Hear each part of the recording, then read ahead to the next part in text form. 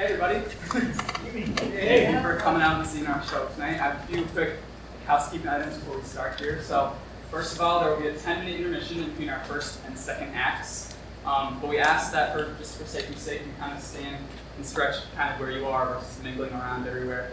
If you need a bathroom break, you can do that, and we have waters as well if you need those. Speaking of bathrooms, our bathrooms are out this barn door and to your right if you didn't catch them when you were coming in. What else do I have to say? After the show, you guys are free to stick around and talk to the actors. We ask that you do keep your masks on while we're talking, and we ask that you go outside and talk to our actors versus coming and staying here to talk. Finally, I want to just thank you guys all for coming out tonight, despite everything that's happening right now.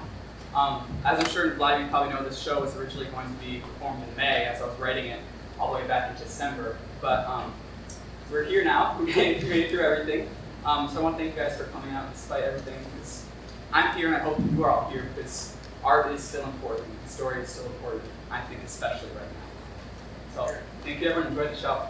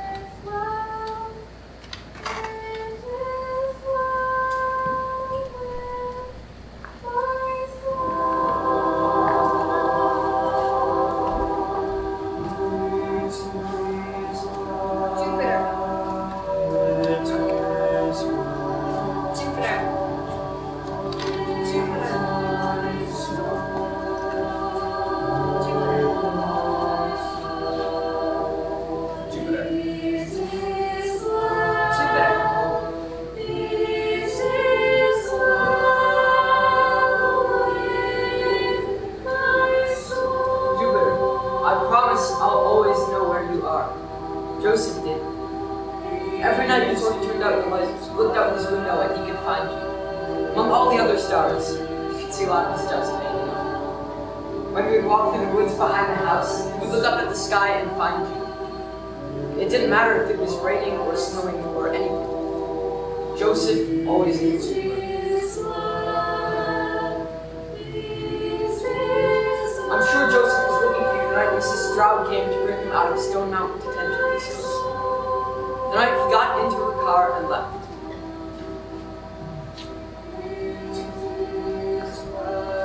Chapter 1. Easton May.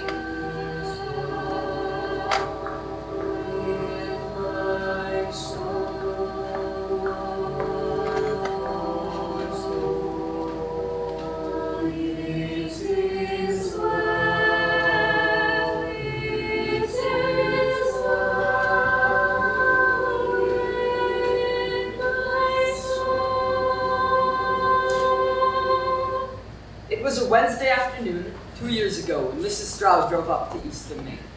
Down the long dirt road that ran through our town, past all the shops, stores, and houses, although there aren't too many of those in Easton. Past Easton Middle, my school, the only middle school in Easton. Past Old First Congregation, one of the few churches. Almost everyone knew it to their some church. Couldn't guess what people would say in a small town name if you did. She drove past our small grocery store, past the post office, past our one McDonald's. Ba-dum-bum-bum-bum.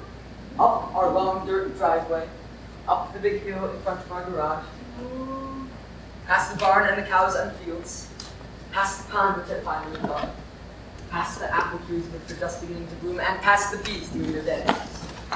Up to our small white door where she knocked, where she would bring Joseph in just 2 days later.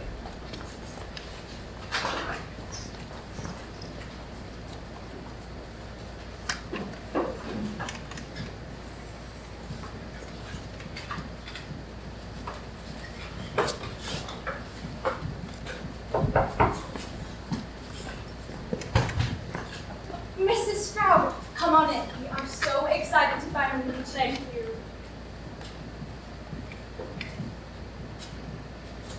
This my husband. You've talked before, I'm sure.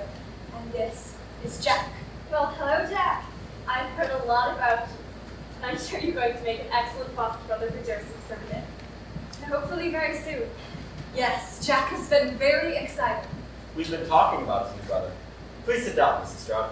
Thank you, Mr. Hurd. I've just come by to make sure you fully understand this decision. Taking on someone like Joseph Brooke isn't really an easy task, so I wanted to make sure you know what you're taking. So I brought some documents that will need your signatures, as well as some more information about Joseph. What kind of information? Well, Jack, I've talked to your parents about most of this. But Joseph has been through quite a lot.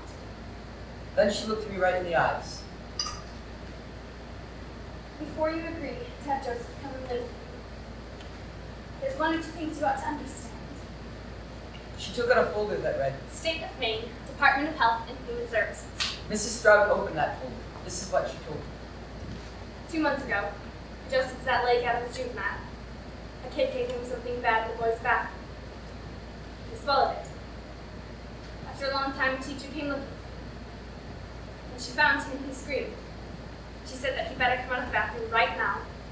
And he screamed again. And that's when he tried to kill him.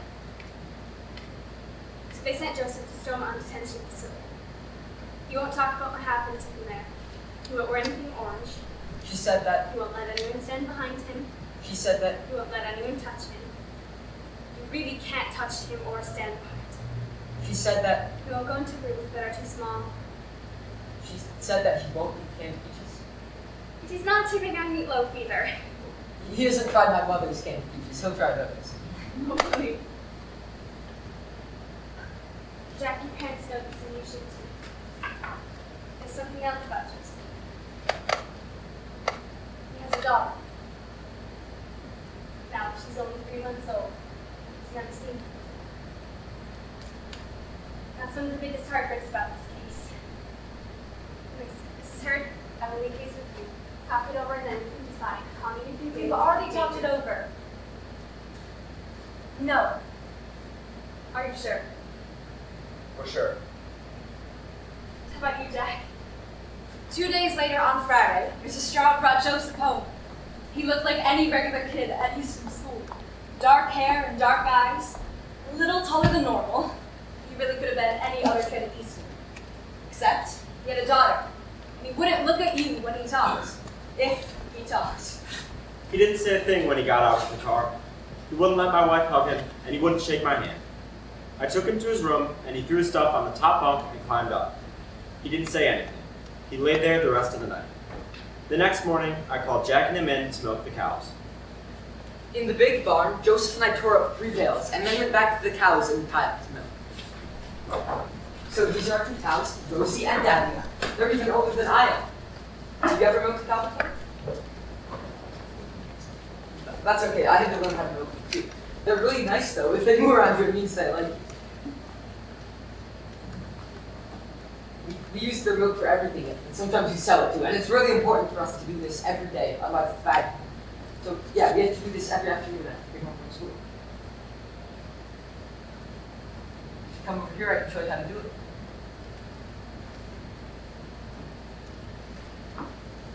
School is pretty fun most of the time, but some of the teachers are kind of annoying. But I think you'll get along okay with everyone, as long as you don't talk to Mrs. Haskell. She's our bus driver, and she's super annoying. Which one is that? That one's Rosie. She's the calmest. If you rub her rump, she'll move. What do you like to do for fun? My friends and I like to play basketball in the summer, and in the winter we skate. What's your daughter's name? Don't you have a daughter? What? Joseph, you can watch for now, but soon you'll be helping.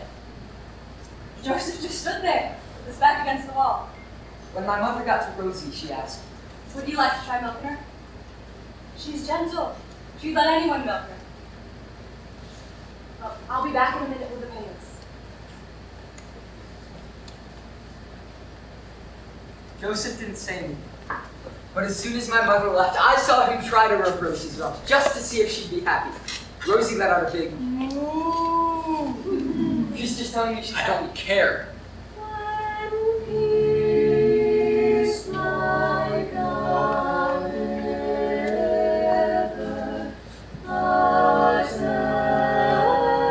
attendeth my way. When sorrows like sea billows roll, whatever my wrong, thou hast taught me to say, it is well, it is well with my soul. The next Monday, Joseph and I went to ride the bus to school, which I'd done a million times. Wait in the cold and the dark, and the bus pulls up, and Mrs. Haskell doesn't talk to you or even look at you because It's cold, and it's dark, and I she didn't spends spend all my her life wanting to be a bus driver, you know? So you better go sit down. So you sit down, and the bus bumps over to Easton Middle. Not a big deal. But that morning, Mrs. Haskell looked right past me. How do I know you? You were that kid who has a daughter. Miss can't tell the staff all about it, just so we can be sensitive, you know? Hey, if you want to walk, it smells good out of my nose. 2 miles that way. And what do you think you're doing? That last part was to me because I got off the bus too. You're nuts. You know, I didn't mean anything. Just getting to know you, kid. Suit yourself. It's 21 degrees out there.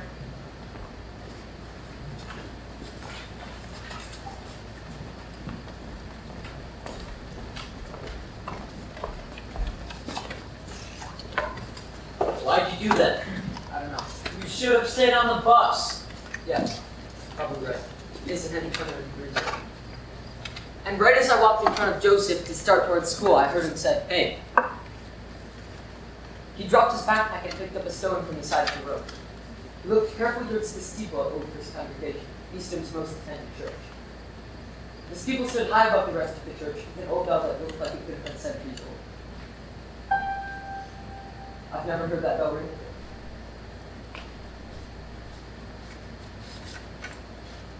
Well, it's hard to throw your gloves on. You're throwing off your front foot. Push off with your back. See? I think I saw Joseph smile. Give me some of your stuff. Thanks. We'll get there faster. I gave him some of my textbooks, and then I pulled out my PE stuff, but he told me I could Carry my your own stinking jock. 2 miles. I can't even tell you what my fingers felt like.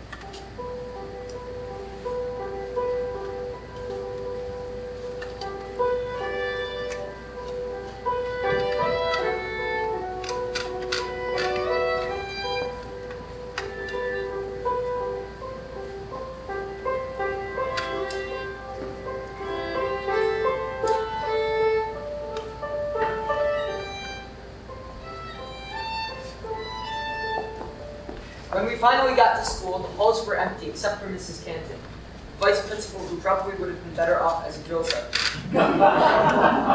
Did you miss the bus? Sort of. Sort of. We got off. It's not even 20 degrees out there. I know. Why did you get off the bus?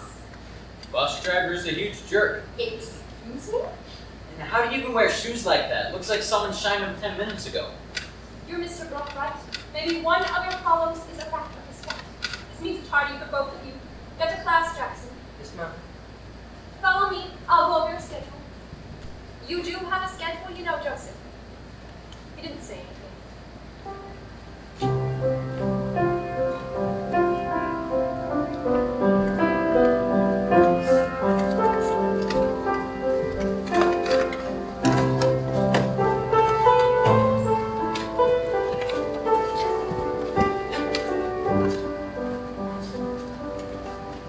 Chapter 2, Our Favorite Planet. After that, Joseph and I started walking to school together every day. You boys will need some gloves and hats and probably some sweaters. And take your father's old winter coat. At least kind of together. He was always a little bit behind me. We followed the Alliance River running cold and dark this time of year, and we'd stop at Old First Congregational to climb the bell every day, no matter how cold it was. Monday, 23 degrees. Tuesday, 19 degrees. Wednesday, 21 degrees. Thursday, 16 degrees. Friday. 8 degrees. I don't think he would say anything, but I'm pretty sure Joseph was glad I was there. I'm not sure everyone was glad Joseph was at Easton. At lunch, he sat alone. In the classroom, he sat alone. And after school, waiting for the bus home, he sat alone. Mr. Collin wouldn't let him in his 8th grade science class either, even though he was in 8th grade. But he was in the 8th grade math class that I thought. We teachers were still careful around him though. I guess it was enough that he tried to kill a teacher once. I'm sure that's what Mrs. Holloway thought whenever she looked at him. In her language arts class, when no one was looking, Joseph would pull a picture out of his wallet. He held it so no one else could look at it. Holloway didn't like that. And then there was Hampton. And Mrs. Haskell said you weren't on the bus again today. I walked. With Joseph Brooke. Well, yes, but it was Listen, Jackson, I respect your parents, I really do. They're trying to make the world a better place. They're bringing kids like Joseph into a normal family. But kids like Joseph aren't necessarily going to be normal. They're just going to be different, think different, and that's okay. Kids like that just He's not really like that. Are you sure? When's the last time you've had to talk to the vice principal? When's the last time you've gotten a tardy? Monday. And who are you with? I'm just warning you to be careful around Mr. Brooke. You don't really know all that much about him.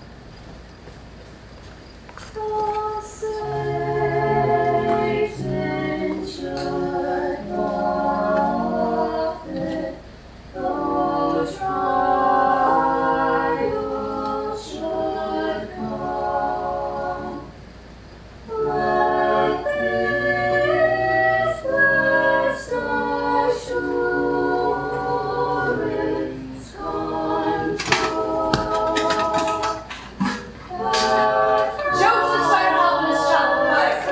Things like that. And in Maine, you don't even need a porch light out to do the chores. Outside that night, it was cold and bright.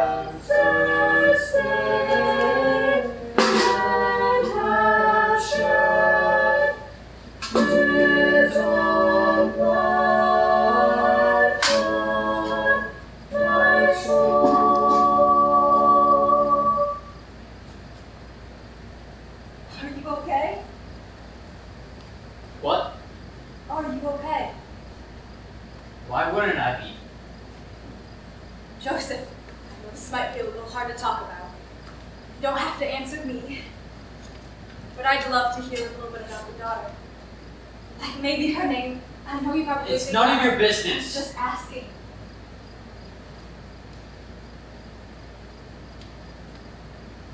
Her name is Jupiter. Jupiter. Jupiter. It was our favorite planet. Jupiter. I always know where Jupiter is. Come on, you'll get the hang of this. You need milk this bad, there's probably some place you can go and buy it like normal people. Oh, I don't need the milk, Joseph, but the cows need you to milk them. She doesn't need me to She milk. needs you. Sit down on the stool. All right, now I'll show you again. With your thumb and forefinger, you pinch the top, like this.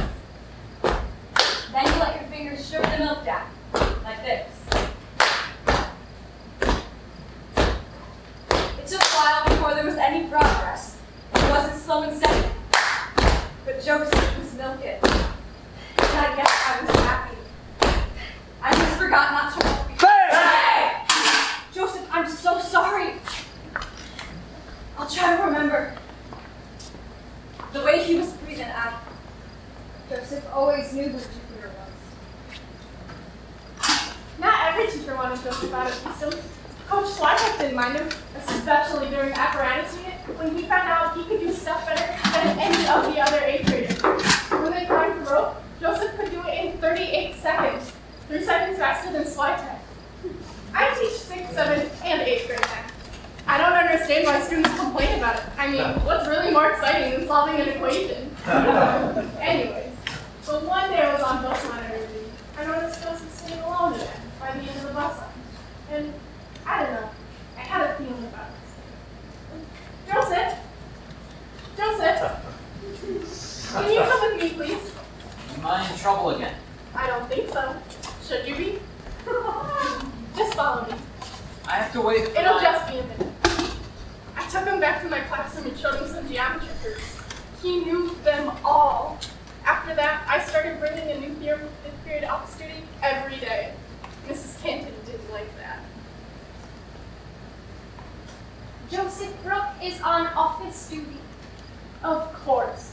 It is so much more important for him to run around school dropping off messages than to be challenged to learn what great mathematicians have wrestled with for 1,000 years. You'd think they'd have solved it by now. It's not the solution, Mrs. Canton. It's the path to the solution that's fascinating.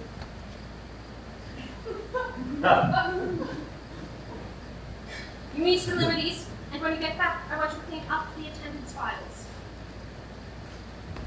After that, I guess they were pretty busy during 5th hour office duty. So Joseph started eating lunch in my room. I'd give him some proofs and he'd work on them till the bell rang. I think he was just happy not to be eating alone. And I guess I was too.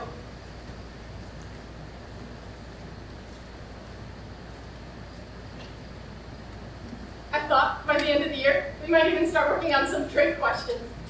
I didn't have any other students who could do trig. Joseph never talked about his family, but one day I met his dad. As soon as I saw him, I knew it. Same dark eyes. Joe around? No?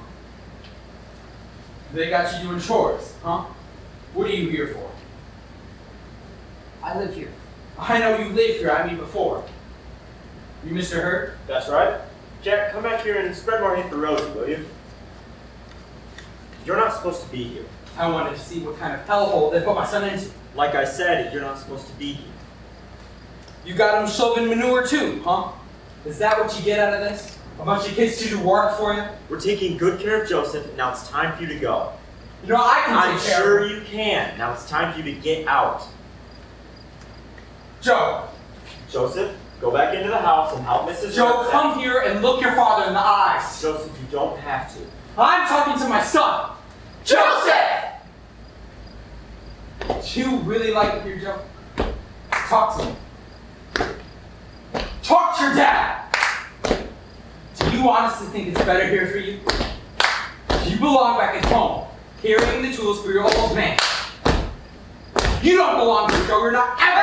Mr. Brooke, I will say this one last time. You are not supposed to be here. Leave now, or I will have the police here in minutes. I will be back to see my son.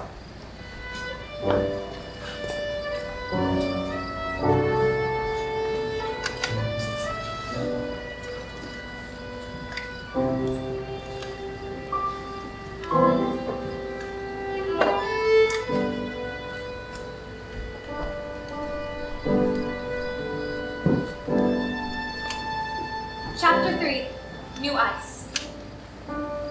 By the end of November, it looked like my father was right. We were in for a winter ocean. And whenever we walked to school, everything around us was only white. The ground, the trees, the bell tower with his congregation, the sky, even the Alliance River. I guess that's why Joseph dropped his backpack that day and headed towards the river. What are you doing, Joseph? What does it look like I'm doing, Jackie? Joseph, I'm serious. I don't think that. Figure it out, Jackie! You know this is where you do ice. Joseph, I'm serious. This is insane. I've seen people fall through before. Joseph, I'm not kidding. Joseph! Joseph, please Shut stop! up! Shut up! Maggie! Maggie! Shut up! Maggie! Joseph! Joseph, please stop! Joseph! Joseph, please.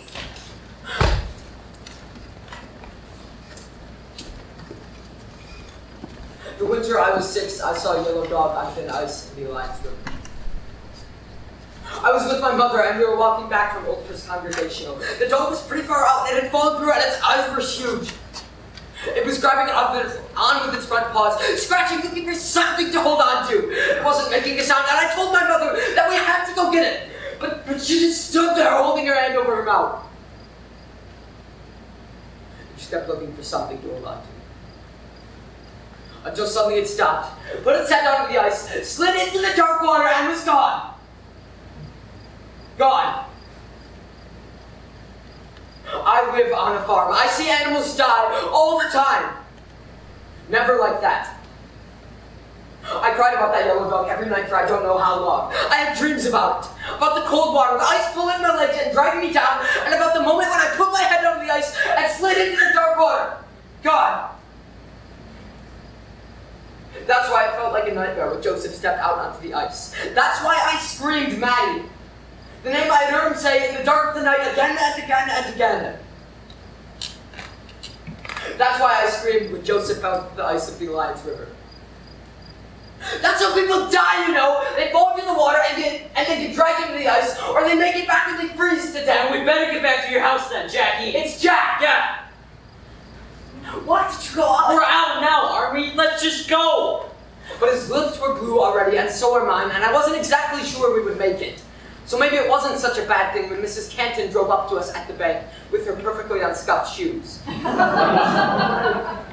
is this why you were always Canton, saying, I was if just- someone hadn't called me about two crazy kids out on the ice, I wouldn't have come here. Wasn't too hard to figure out who would be either. But just then I didn't feel like arguing with her and her perfectly unscuffed shoes. Jackson, I expected more from you. I've talked to you before about being careful who you spend your time with. Oh, that's real sweet of you, Canton. Joseph Brooke, I will be talking to you about this during 5th period office duty tomorrow morning. Something for you to look forward to. Canton, we're low. You know I want what's best for both you and your family. Take your sweaters and your coats off before you get in my car. I'll be driving both of you home to talk with your parents. So Mrs. Canton drove us home. You can imagine what my mother said when we got inside later that day. Stand in front of the wood stove. Everything that's wet, off. Underwear too. It's not like there's anything I haven't seen before. And you can guess what my father said when he got back. Jack, what do I tell you every single year? What have I told you over and over? Don't go out into the ice until you say it's safe. Did I say it was safe? No, sir. No, I didn't. Mr. Hurd. Quiet, Joseph. I'll talk to you in a minute.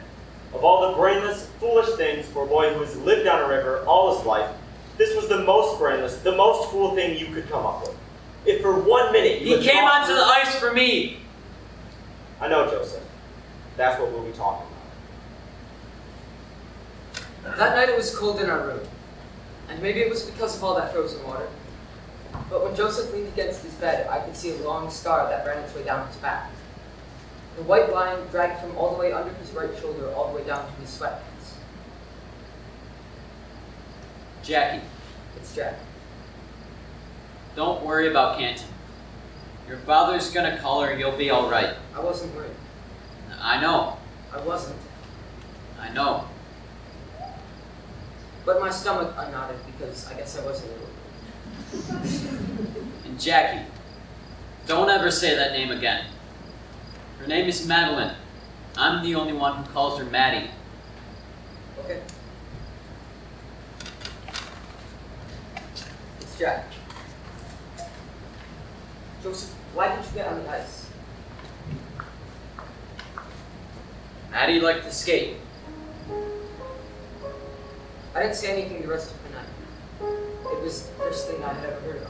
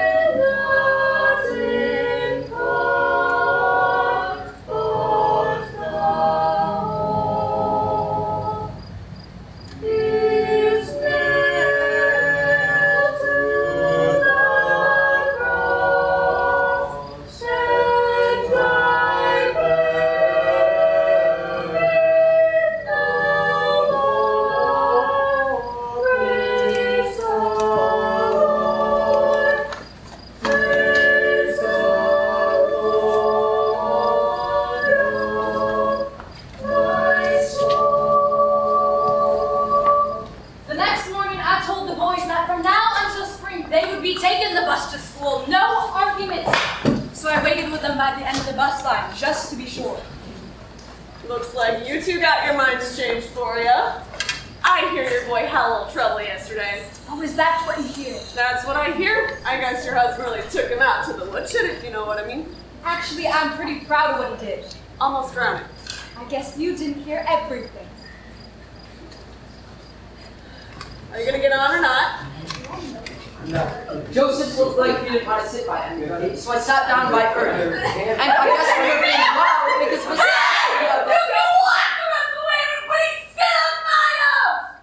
And then she said some words you probably wouldn't hear at our old First Congregational Church, and we all sat down.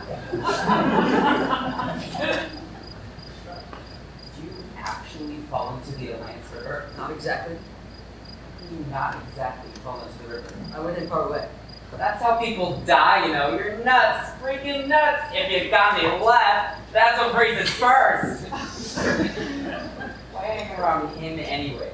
Everyone knows he's psycho. He probably dragged you into the river, didn't he? We live in the same house. Oh, that doesn't mean anything. You know he'll be gone as soon as they find a place for him in psycho. Shut up. Maybe this is news to you, Jack, but he almost killed a teacher. That's crazy. Craziest little happened to some of the 8th grade guys that were finding your psycho brother to blank self. You hear what he did to Jay Perkins? What? They were in Dolan's class and Jay said something to Psycho about his girl in like 2 seconds. He had his hand around his throat. That's not true. All I know is that Jay would be dead right now if it weren't for Dolan. And since Dolan blamed Jay for saying what he did, nothing happened. Jay is going around telling everyone how he's gonna bust your foster brother up. Psycho school better start looking real good. When we got to school, Mrs. Donnelly was waiting for Joseph. Joseph, let's talk before the bell. I didn't hear what they said. Joseph, bro, what were you thinking? Well, just because I fell in. I was worried about you. Thank you. And I'm sorry. It's all right. Now come with me. I'll write you a pass for your first hour. I have some trick questions I want you to ask. In 5th period office duty, there really wasn't much to do. Canteen was busy as all get out, and we had already cleared out the attendance files, and there weren't any messages to deliver, so Joseph pulled out Octavian Nothing and began to read. Then Canton walked by. Joseph, put the book away. You are not here to read books or play games. You are here to work. You never know when there might be an important errand to run. I guess. You guess? Being responsible, Mr. Brooke, means being ready to do what you're supposed to be doing, even if no one is watching you or making you do it. Do you understand that? Do you understand that, Mr. I have to get to class. Joseph! Don't touch him! Please don't touch him. You better get to class. The way he was breathing, I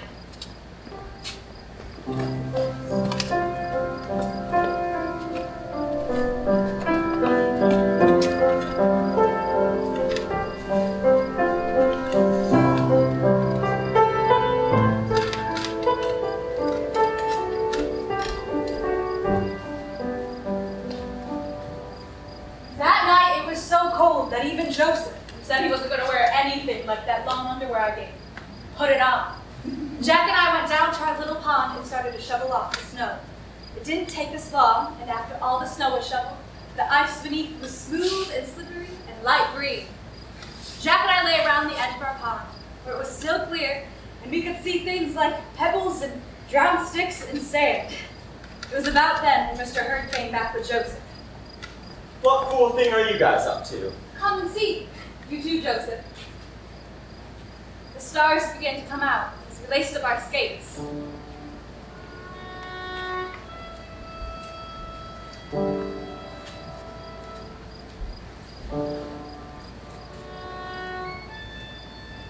We could already see the moon.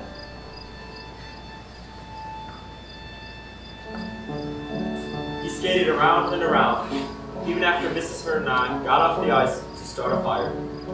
Around and around, even after I got up the ice. His hands were out and his eyes were closed. We watched him weed and skate, around and around. I wondered if he was skating with Maddie.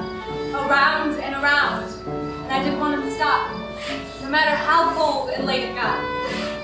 stars watched. So did the moon. And Jupiter. Over the mountains. Jupiter. Jupiter. Jupiter. I have to find Jupiter. Joseph, you Will look you above help them. me? And under the stars, and the moon, and Jupiter. Joseph told us everything. Everything.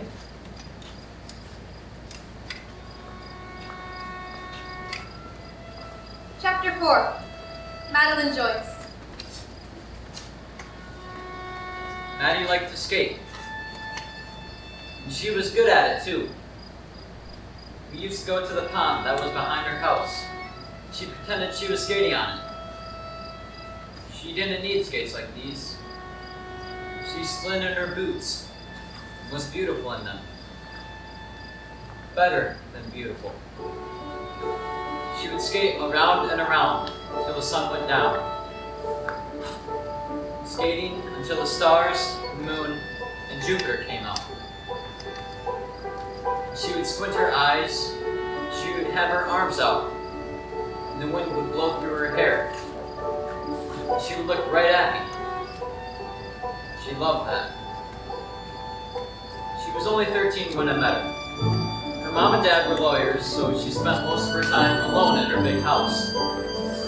When she was there, the hot summer morning, my dad came to change the shower heads and faucets, and brought me to carry the tools. When she first smiled at me, I felt something different, like I was in some crappy rom-com. So I came back 2 days later. We watched movies, she showed me how to play tennis. We'd take the long walk that cut back through the woods behind her house. Before I left that day, she pushed me into a pool with all my clothes on. It would keep me cool on the 7-mile walk home. That summer, I walked those 1, 2, 3, 4, 5, 7 miles. to her house every day. We would watch movies, play tennis. We would take a long walk that cut back through the woods behind her house. I hated walking those 7 miles back from her house every day. Walking with her felt like nothing. She never asked why my face looked so beat up. I never told her what my father was doing to me, because I wasn't around to carry the tools. I didn't have to. When I was with her, it felt like we were on our own planet, in a dark sky.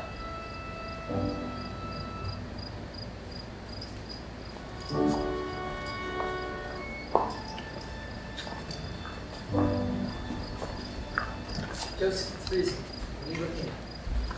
I can't see Jupiter. I don't know where she is. It's where it always is. No, it isn't. I'm not going to stay alone. I'm going to find her. You're not alone. I'm alone. No, you're I'm not. alone, Jackie. You've got me. Jackie, I'm a lifetime ahead of you. It's Jack. Okay, Jackie. By the next morning, it was snowing, which meant if we wanted to skate, we would have to shovel out the ice pond again. The bus was late, and Mrs. Haskell skidded the tires in the fresh snow. Oh my which was gosh. not working. Just split it up. Go ahead! That's my fault! Hey, Ernie. Listen, Jack. Relax. Ernie, she's not going to deliver. You won't die. Just listen, Jack. Hang around Psycho Kid anymore, okay? What's that supposed to be? Just don't hang around him. Why? No reason. Ernie, I said no reason. Ernie went back to look out the window and decided silence for the rest of the ride.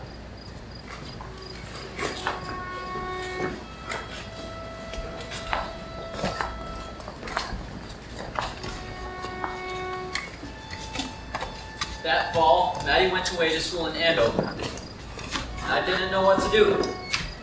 So I went to the library every afternoon to write to her.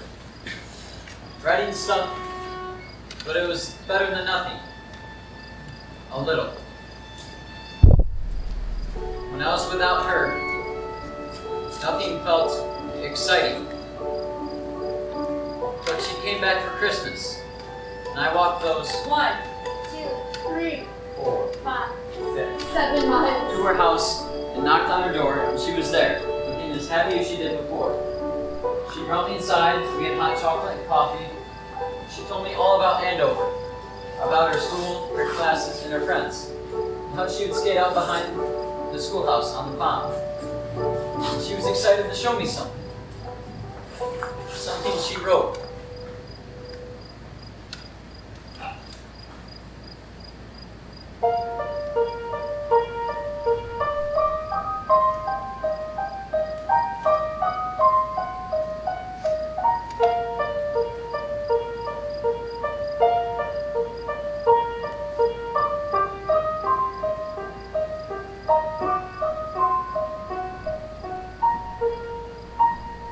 I could listen to her play forever. I didn't ever need to say anything. Even when we went on those long walks through the snowy acreage, she told me more about Andover, about her friends and her classes, and how she would talk with her favorite teachers after school. We would throw snowballs at each other, and she threw them and hit me. But I threw them too, but I couldn't imagine hitting Maddie with a snowball. That night, we stayed out on the pond and skated around and around till the stars and the moon and Jupiter came out. We just sat on the bank and watched them. That's Jupiter, my favorite planet. It's mine too now. And when she got tired, she grabbed my hand and we danced. Under the stars, through the moon, and Jupiter, our favorite planet. Maddie closed her eyes, but I didn't want to. I didn't want to miss a second, because I loved her. I hadn't known that before, how it could fill me. I guess I hadn't known anything. What kind of love is that?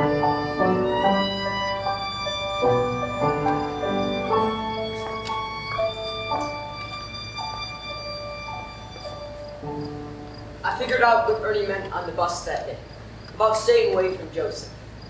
I knew what he meant a few days later in gym class when Coach Switek was gone to some stupid PE conference, and we had some stupid substitute who knew just as much about running a PE class as Mrs. Donnelly did. I knew when Ernie told me to roll up the mats with him after class. When I looked at Ernie and around the gym, and some of the 8th graders were still shooting baskets, but Joseph had already gone into the locker room. When Nick Porter and Brian Boss and Jay Pickens were gone too. Jack. I could hear slamming from the locker room, again and again. Again and again. Jack, please just don't go in I could there. hear Joseph yelling from all the way outside the locker room. Slamming and yelling. Jack! I ran down the center aisle to his 8th grade locker room as fast as I could, slamming and yelling. Slamming and yelling. Joseph. And Jay Perkins lying on the floor, blood pouring out of his nose. And Nick Porter and Brian Boss holding Joseph, slamming him over and over again against the lockers. Imagine the blow. And blood too, spattering his way across his back. But Joseph couldn't say anything. He just Nick Porter had his hand across Joseph's mouth. And he was shoving him again and again against the lockers. Then Jay Perkins stood up. Jay, enough! But this stupid 8th grader just stood there and just slammed him over and over again. Slamming and yelling. But Jay just kept walking. Stop it, Jay. Jay Perkins blows out back and Jordan moves the ankle. And Bernstein Perkins finishes his back. And good thing Johnson can hit one more time. Nice style!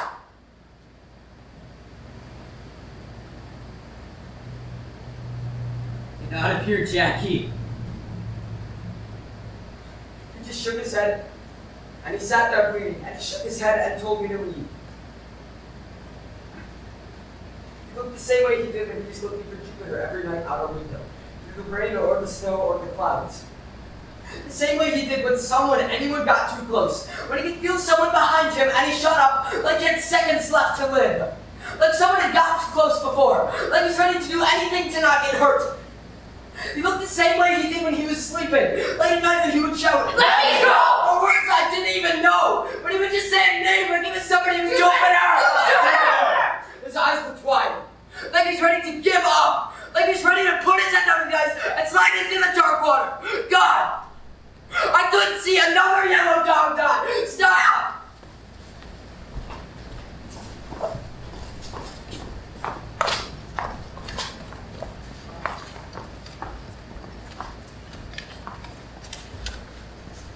And Joseph was crying. Like that night. and he didn't stop. And he looked like he would never stop.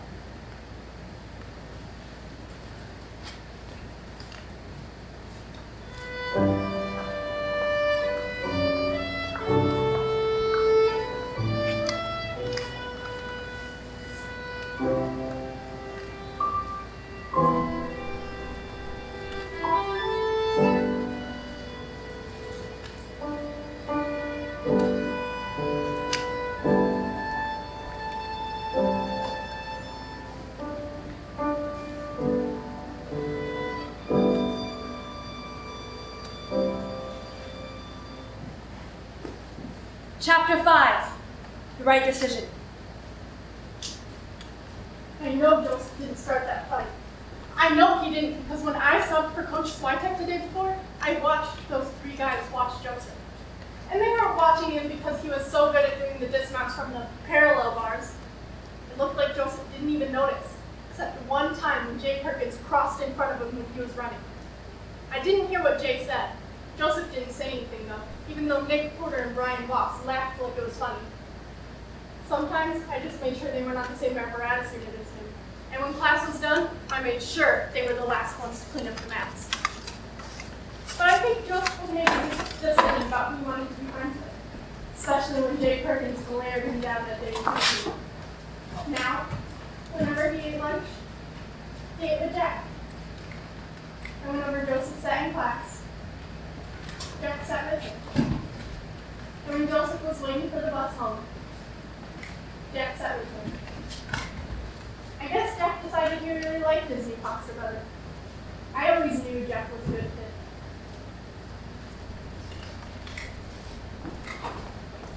I sat in Kenton's office, still in my gym stuff, and still with some blood on me, not mine. And Mrs. Kenton stood behind her desk, probably to keep her perfectly unstuffed shoes safe. So you want to tell me what a 6th grader was doing in the 8th grade side of the locker room in an 8th grade fight? Winning?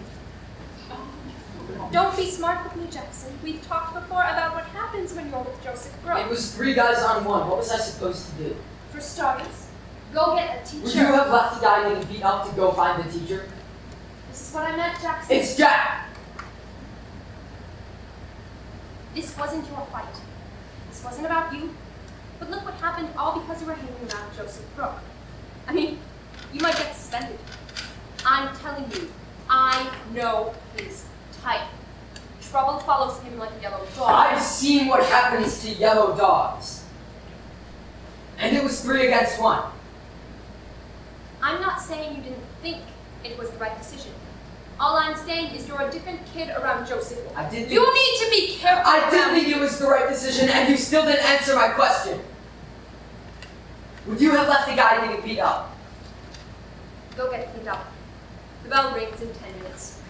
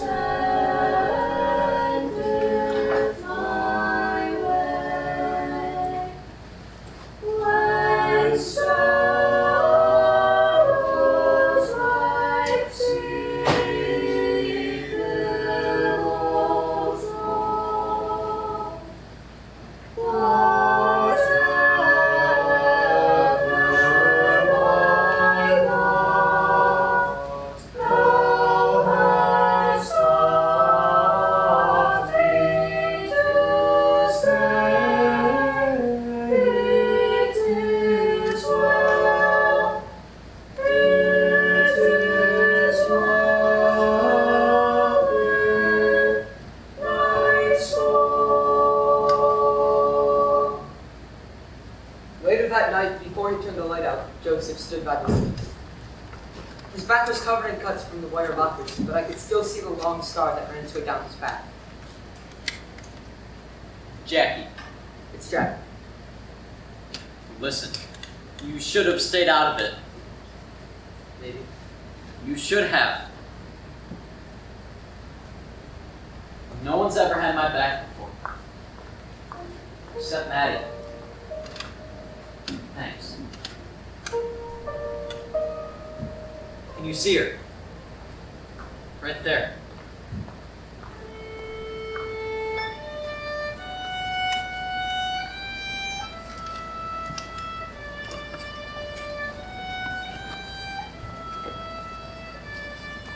Maddie's Christmas break lasted for 3 more weeks, and I came every single day of it, 7 miles each way. And on the day before she went away to school in Andover again, I walked those 1, 2, 3, 4, 5, 6. 7 miles. to her house in the rain and knocked on her door. And she brought me inside, made hot chocolate and coffee, and I took off my wet clothes, and she covered me in a red woolen blanket. And she asked me what I remembered about my mother, and I told her, not much. I remember going out after a snowstorm, pouring maple syrup onto the new snow, and eating it together. So that's what me and Maddie did. We found new snow, and carefully ladled the maple syrup onto it. And when it froze, she picked it up and fed it to me, and I fed it to her. She laughed, she leaned forward, and she kissed me. For the first time. The stars, and the moon, and Jupiter. A few days later, we received a letter from Mrs. Canton that told us that Jack and Joseph would be suspended for a few days, and they would have to make up all their missed days when they got back to school.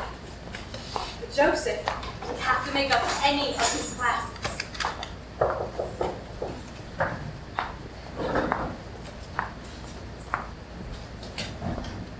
You know how strange it is to see a teacher at your house? You instantly feel like you must have done something you'd rather not tell your parents. But she wasn't here for me. She was here for Joseph. I went over some proofs so Joseph could sign his homework. And when I was done, I graded some papers while he did his homework, so he could ask any questions he needed to. Hey Jack, why don't you come here and learn this too? Mrs. Donnelly, when I just have to learn it again next year? Oh, it'll be good preparation. So quit fussing and get busy. Besides, this is exciting stuff. She came all 4 days of Joseph's suspension. All 4 days so Joseph wouldn't have to make up a single math class in all of January. And later, Mrs. Stroud came too. He looked really happy to see her. And she was happy too. So Joseph showed her around the farm, introduced her to Rosie and Dahlia. He showed her the big barn and the apple trees and the pond where we had skated. I think I saw him smile. I'm really glad to like you, Joseph.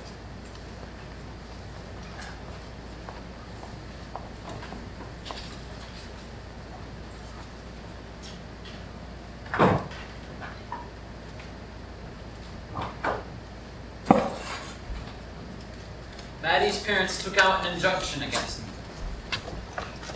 I would never be able to see Maddie again. Ever.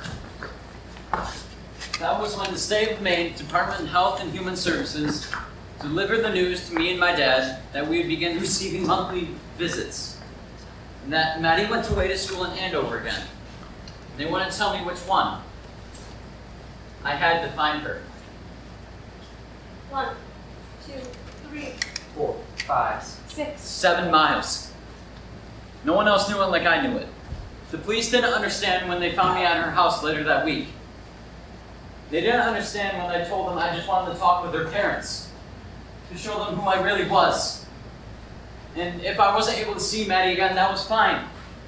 We would make it on our own. I would work. I would do whatever it took.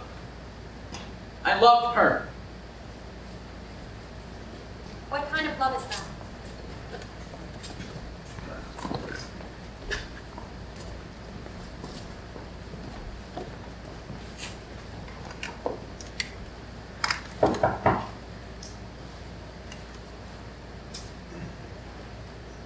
Hello, are you Mr. Brooks? Yeah. Well, I'm Mrs. Stroud, and I'm from the State of Maine Department of Health and Human Services. Not name. Mr. Brooke, I'm here to talk to you about your son, Joseph. Are you familiar with the Joyce family? Who? Well, we did some plumbing work on the house a while back. Oh, yeah. That pretentious. Well, Mr. Brooke, it seems that your son has struck a relationship with their daughter, Madeline. The kid wasn't around to carry my tools anymore. Mr. Brooke, Madeline Joyce is pregnant. Now, she's only 13 years old, so based on what we know and my impression of the situation, That means that the DHHS has decided to remove Joseph from his home and place him in a juvenile detention facility. I'm really sorry, Mr. Brooke, that your son may be facing criminal charges. It wouldn't be the first time, and probably won't be the last. Mr. Brooke, do you understand that Joseph is going to be removed Hey, from son. home? You got some girl. Joseph, I'd like to talk to you about Madeline Joyce. Mr. Brooke, if you could give us some You can privacy. tell me anything you're going to be Mr. telling my Brooke. son. Would you like to sit down? I'm Mrs. Stroud, and I'm from Maine's Department of Health and Human Services. Joseph, sometime within the last year or so, you struck up a relationship with Madeline Joyce. Is that correct? Yeah. What is this about? Well, Madeline is pregnant. Now, since you're the only person that's been with her, it's evident that you're the father. What? Now, at the moment, since you're minor, rights are contested. With no parental rights over this child. I'm going to be a father. Yes, that's right. You have to remember that you're a minor. I have to see her. I have to see Maddie. We're going to have a baby. I have to be with her. Joseph, you can't be with her. You My know dad that. can't find out about this. He really can't. We have to leave Maine. I have to see her. I have to see Maddie. Joseph. Maybe Maddie's parents will help us. Can they help us? When can I see her? I need to see Joseph, her. you have to remember that. My dad can't find out about this. He really can't. Maybe Maddie's parents will let us stay with them. Can we stay with them? I need to see her. Joseph! You can't be with her. You know that you can't. She's in school in Andover for the month, and frankly, it's none of her business where she's going to stay after that. And I really am sorry, Joseph, but Madeline's parents, they aren't going to help you, Joseph. Joseph, you're 14 years old. They're not going to be able to help you for a while.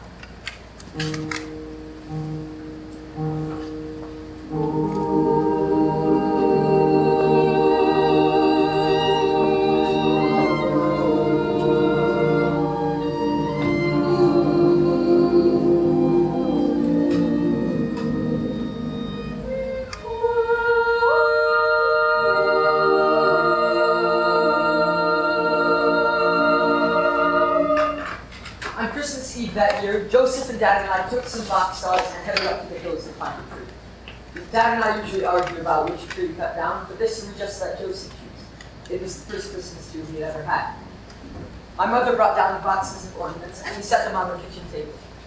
The handmade ones I made when I was young, the red glass bulbs my father got my mother one year, the 13 golden angels my parents got me each, one for each year of my life, the glass bluebird, the tiny sled, and the teddy bear. This one's for you. Jupiter would love this. Joseph always knew where Jupiter was. All right, now I need you boys to get ready. Church starts in about an hour, and we are making it to church on time, even if the gates of hell stand against us. Joseph, have you ever been to church service before? No. Never once? Didn't your mother ever... I'm so sorry, Joseph. I'm being nosy, and I hate nosy people. I'll finish up the dishes. You and Jack run upstairs and get ready. There's 2 fresh shirts for both of you on the banister. And Jack, this year you can't wear your work boots to No, church. Mom, we talked about No arguments. Don't even try. I wore my work boots. She didn't even notice. That night it was cold and dark when we got to first congregation. Inside the air was filled with that sweet waxy smell that was burning. We were a little late, so we had to go all the way up in front. We sang some songs, but Joseph didn't even know what happened. Then Reverend Lou got up to tell the story. About Joseph and Mary. 2 kids not really married. They found out they were going to have a baby, and they were in trouble. And there was no one there to help them. But God sent angels. And the angels told them that God would be with them. And that the baby would be special. So Joseph took care of Mary. And when they had to go to a faraway city and couldn't find a place to stay, because, like I said, there sure wasn't anyone helping them, Joseph found a place. And under the stars, the moon, and Jupiter. They had their baby. And they loved their baby. How much of that story is true? Well, I think all of it has to be true. Or none of it. The angels? Really? Why not? Because bad things happen. If there are angels, then bad things wouldn't happen. Well, maybe the angels aren't always meant to stop bad things from happening. So what good are they? To be with you when the bad things do happen. Then where the hell were they?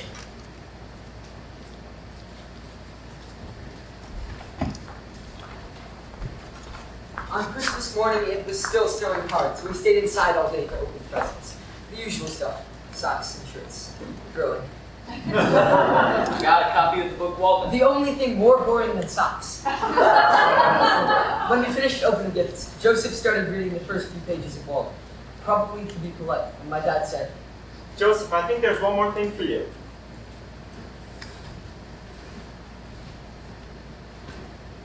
Little help? "Oh, with what?" We're going to call Mrs. Stroud tomorrow. See if we can set up a time for you to meet her. Meet her. Nothing certain yet, but we're hoping to plan a time for you to meet Jupiter. And you know what?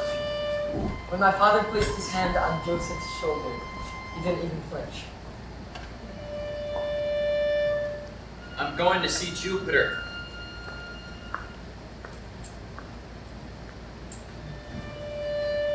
I'm going to see Jupiter.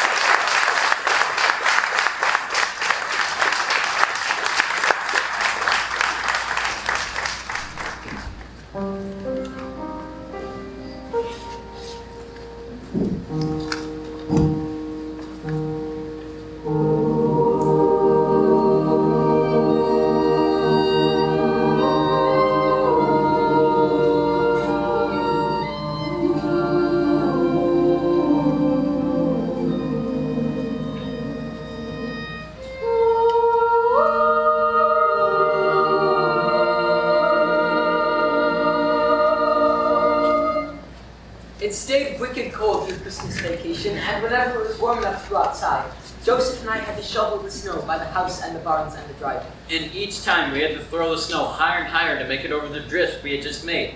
And on this one day, we were throwing this very high pile of snow when I took my pile of snow and threw it right at Joseph, you idiot! It's so cold! Come back in, boys. Dinner's ready. Mom, Joseph threw snow on my face when I was trying to shovel. So what? Well, I'm glad you got at least something done before you undid all your hard work. Come on, give him a break. I'm sure I didn't really care. Joseph had played and smiled. I didn't get to see that very often.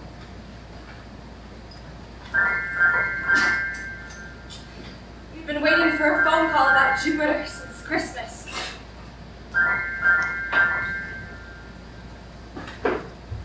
Hello? It wasn't Mrs. Stroud, and it wasn't about Jupiter. Yes. Hello, Mr. Brooke. But no, I don't think that would be possible. Has Mrs. Stroud been informed? We won't allow this unless... All right. Yes, 4 o'clock. All right. 4 o'clock. That's what's been decided. Yes, he's right here. I suppose you can talk with him. Your father's hired a lawyer. He's somehow gotten visitation rights. I don't know how, but he'll be here on Monday to see you, Joseph. Okay.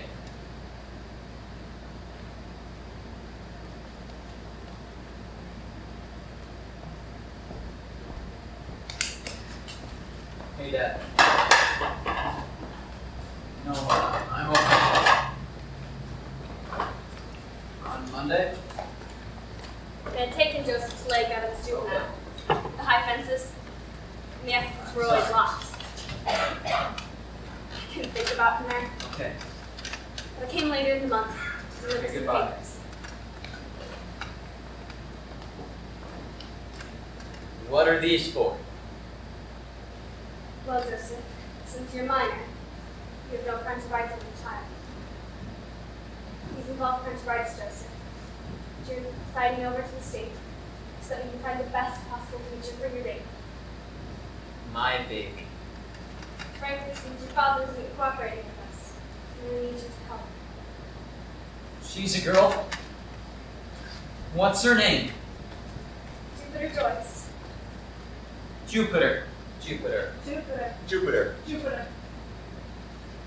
Joseph, I'm not really supposed to give you this credit.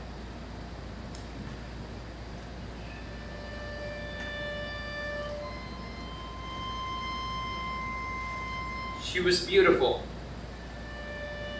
Better than beautiful. She was holding her perfect hands, and her perfect fingers, and her perfect fingernails up over her head. And her mouth was spread in a yawn.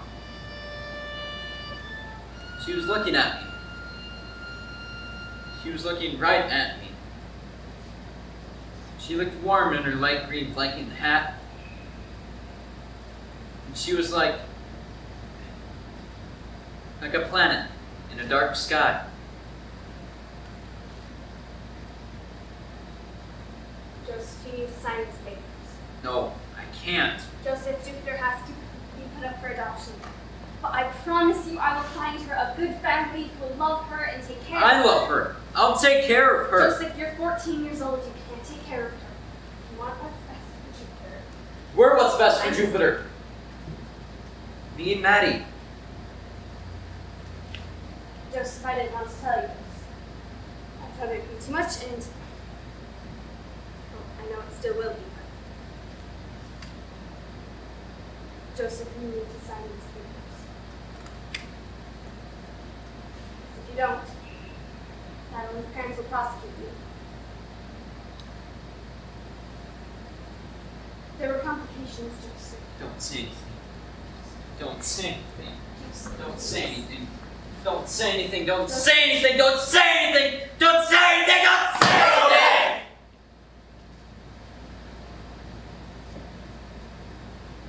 She's gone, Joseph. She's gone. But I promise you this is what she would have wanted.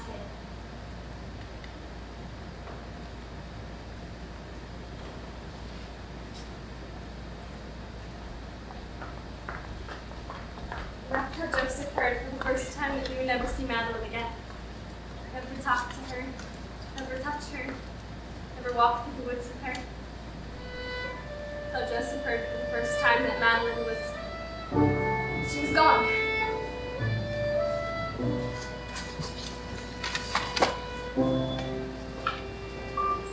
We didn't talk about his father. But it was like that feeling you have in dreams. When you know something is coming and all you can do is hope you wake up before it does. Joseph was waiting for me after school on Monday, and he said he was going to walk home, and I told him I was going to walk with him. And he didn't say I was being a jerk. And we'd stopped at Old First Congregation to throw snowballs. But when we got back home, there was an old beat-up van in the driveway. It said Brook Plumber, and next to it another car with State of Maine, Department of Health and Human Services. We went into the house, me in front of Joseph.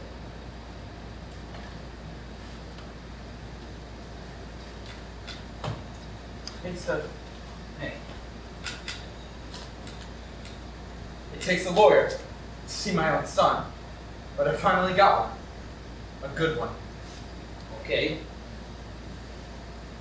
Let's go talk. The living room is free, right? I'm taking my son for a drive. No, you are staying here in this house. Like hell we are. Mr. Brooke, I can end this visit right now. This is your choice.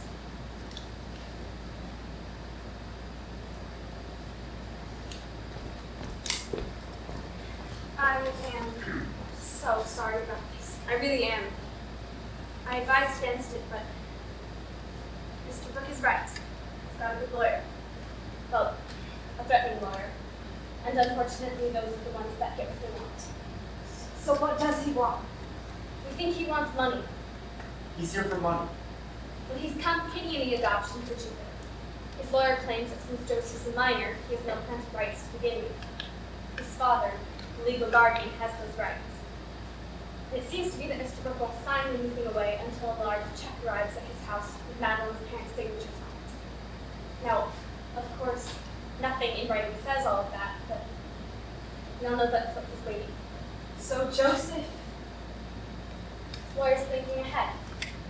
He wants to be able to demonstrate Mr. Brooks' parental affection for his son, and by extension his granddaughter. Jupiter. Jupiter. And Jupiter? Her adoption is in limbo. Madeline's parents want to move on, and of course they want Jupiter adopted into a new home. But until Mr. Brooks signs those papers, none of that can happen. And no family is going to choose a child whose adoption may be contested. so Joseph's voice doesn't count. He's a minor, but I promise you I'm doing everything I can. Mr. Brooks, can we talk about... I've got a right to my own son, you know? Who the hell do you think you are, keeping him from me? You think I'm gonna give in to someone just because they're rich? I've got a lawyer now, Mr. too. Brooks, if you don't leave now, Who am I I'm kidding? You have a sweet deal. You get to keep that check from the state every month to keep my kid. You're in this for the money. Does he know that? Do you know that you are just a job for him? You are nothing but income. What kind of love is that? Joseph, your father's right. Every month a check comes from the state, but I need you to see where it goes. This is a printout from the bank. It shows checks being put into an account every month, starting here. See? And here's the balance in the account. All of the checks being added together.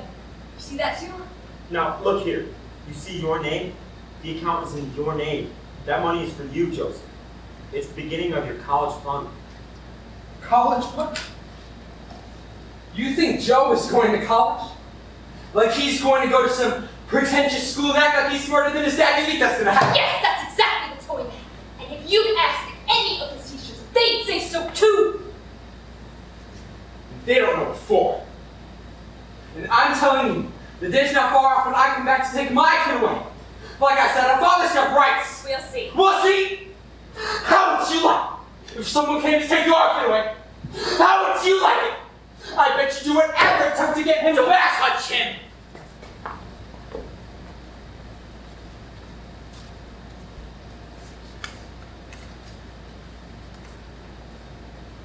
I will be back to get you as soon as I can. Things will be better for us, I promise. There'll be a new life for both of us. You won't have to go to college for it. Mr. Brooke,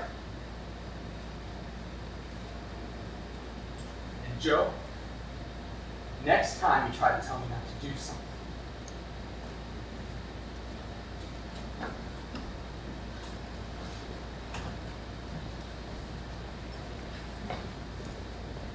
Am I really going to college? I think Mrs. Dolney would have our heads if you didn't. I am going to college. And I'm going to see Jupiter. The next day, the cold broke. It only lasted for a few days, but the sun was bright and the sky was too bright and blue to look at. The cows got restless, thinking it was time to go out again, and our horse, Quintus Sartorius, swished his tail and snorted and nickered and did everything he could just to tell us how happy he was that spring was coming, even if it was a long way off. Sometimes it's like that. Just knowing something is coming is enough to make you snort and nicker. I'm going to college. And I'm going to see Jupiter. But the days dragged on, and when I called Mrs. Stroud, she said that Joseph would have to wait to find out about Jupiter. And when I called her again, she said that we would just have to be patient. in order for Joseph to receive visitation rights, we need permission from his foster parents, his counselor, and the head of schools he's attended. Now, obviously, Mr. and Mrs. Hargrove knew this. When I asked Joseph's counselor, she seemed to need more time. When I asked his principal, she said that I'm not sure it will be good for Joseph. I imagine you were notified when Joseph got into a fight recently. Well, I don't think that he should be rewarded for this type of So I asked his teachers instead. And I got recommendations right away. To whom it may concern. I have used the word genius 3 times in my life. Once, when I spent a weekend holed up in my basement and I finally found what excellent people do. Once, when I saw that my friend on Facebook found out how to fix her broken monitor with a bobby pin, a gum gum wrapper and some pliers. And once, when 8th grader Joseph Brooke came into my classroom one afternoon, sat down, and finished an entire trigonometry test in 15 minutes for fun. He is one of my best, most responsible students, and I did not hesitate for a moment when Mrs. Hurd asked me to write this recommendation. Actually, he's made my life quite a bit better now that I have someone to eat lunch with every day. And he loves math almost as much as I do. The letters were great. Unfortunately, it wasn't exactly what we needed. When I tried to tell that to Joseph, he didn't quite get it.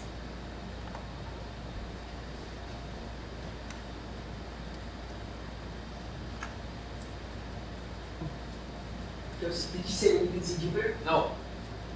Did she say how long until they decide? Nope. Did she say anything? Jupiter's in Brunswick. Brunswick. Brunswick is south of here, right? Joseph, you can't South. just... Well, yeah, but you can't Jackie, just go and... let's just shut up for now, okay? Okay. Okay. It's Jack. Yeah. It was when they found out that Joseph tried to kill a teacher. They sent him to Stone Mountain Detention Facility. He only stayed there one day and one night, and then he tried to leave. They caught him while he was at the top of the fence, caught in a roll of barbed wire. When he pulled free, the razor ripped along the top of his foot, and as he fell, the razor cutting along his side, starting from under his right arm to almost his knee. The doctor said he'd never put so many stitches in one little boy's body. When I visited him that day, I asked him, "Where do you think you were going? You know that Madeline is gone." Where do you think I was going? Joseph, you can't be a father. You're only 13 I years am old. a father. No, you signed away those rights. I am a father. I am Jupiter's father. I will always be Jupiter's father. And after that, he wouldn't talk to me. He wouldn't talk to anyone. And even when he got beat up, not the first time, the second time, not the third time, and even when they held him down and wouldn't let up, he wouldn't talk to anyone. So that's when I told him I was going to speak with the best foster parents I knew. I hadn't taken any boys in for almost 12 years. They lived in an organic farm. Would he like that? Living on a farm? I mean, they didn't have a lot of technology. He'd have to go to a school called Easton. But they had acres of land, and 2 cows, and Rosie and Dahlia, and a horse, and woods, and a pond to skate on. Would he like all of that? I am Jupiter's father. I will always be Jupiter's father. Joseph always knew where Jupiter was. Joseph was gone. Gone. The next day he wouldn't talk to me. Not when we ate breakfast together, not when we stood to wait for the bus, and not in any of our classes. And I don't think he talked to anyone else that day either. When I went to meet him at the school bus at the end of the day, he wasn't there. And when I watched to see if he was walking, he wasn't there. And when I got home, he wasn't there, and he wasn't there by milking time either, so I got started alone. That was when we checked his room and found the missing clothes, and the missing second volume of Octavian Nothing, and the missing backpack. My mother called Mrs. Stroud and Mrs. Canton and Mrs. Donnelly, but none of them had seen or heard from him. That's when my father and I decided to drive around and try and find him. And I knew just where he was headed. Joseph always knew where Jupiter was. Chapter 7. Gone. We hadn't driven more than 10 minutes out of Eastham when it began to snow. A lot. The snow came down with hard gusts, socking the sides of the pickup and blotting out the windshield. The roads kept getting worse, and the longer we drove, the more I lost hope of finding him. Now or ever again. He's probably found a place to stay. I'm not sure he believed it. About 45 minutes out of Eastham, we decided to turn back. We hadn't gotten very far, but we weren't getting much further than this. I had already called Mrs. Stroud, who had called the police, and a couple of Joseph's teachers and Mrs. Canton, just to see if Joseph might be hiding out in a janitor's closet or something. But none of them seemed to know what to do either. That was when Mrs. Canton showed up. Mrs. Canton! come in? Yes, of course. Can I get you anything? No, I'm fine, thank you. I heard your boy's in a little trouble. I just came to see if there's anything I can do to help. Thank you, but I'm not sure there is at the moment. We've already called the police, a couple of Joseph's teachers. I'm just here holding down the fort while my husband and Jack are out looking for him. Nothing we can do but wait now, I suppose. Now, Mrs. Heard, you can't blame yourself. It's nothing you did wrong. It's natural for things like this to happen, especially with kids like Joseph. I knew something like this would happen. Joseph comes from a group of people who are bound to run off eventually. It's nothing you did wrong. I'm sorry? I just mean that sooner or later something like this was bound to happen. Joseph has a history of misbehaving and acting out like this. I just never wanted Mrs. Kenton! My mother, I should tell you, is a pacifist. I should tell you something. I have been arrested 3 times for protesting foreign policy in El Salvador, and 5 times for protesting nuclear power. So I don't like pushy policemen very much, and I don't like pushy vice principals either. So I suggest that you leave, Mrs. Kenton, because I am afraid you are in far more danger of flat face than you understand.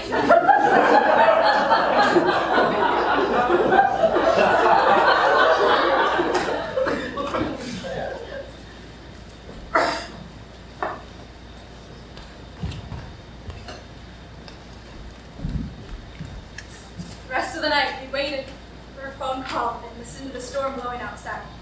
Waited and listened. No one said anything. Waited and listened.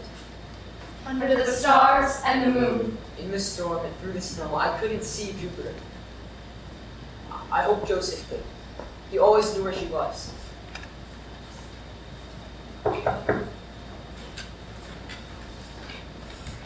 Mrs. Stroud. Hello, Mrs. Hurd. I'm so sorry for being by so late at night. No, please come in. Can we get you anything? No, I'm fine, thank you.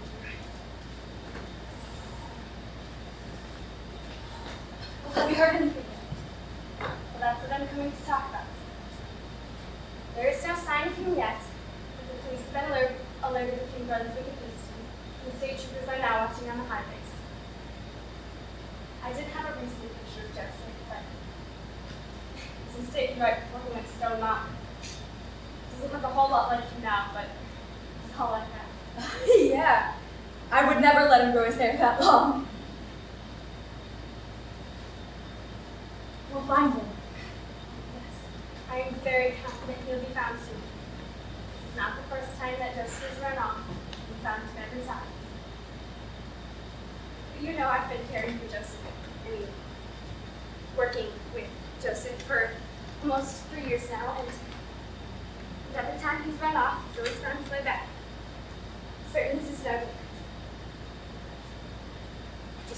I'm just really sorry I put you guys through this. I never meant for... We're the ones who signed up for it, weren't we? Well, yes, but I should have given you more warning that something like this would happen, and I had been really sure when he was ready for this adjustment, and I had prepared him for his new life here. Well, I guess I just thought I finally did something right. Anyways, I come to offer my help. Help? Well, I know you guys have been looking for Joseph since yesterday. And the police are looking for him now. But I still think it may be a good idea to keep searching. I know it might seem hopeless. If anyone can find him, it's you. You think we should go to Brunswick? Right now? It's still snowing heavily outside. There's no way he could be out right now. And really the chances of us finding him is It's Joseph. Joseph is gone. We need to go. The next morning, we decided to split up.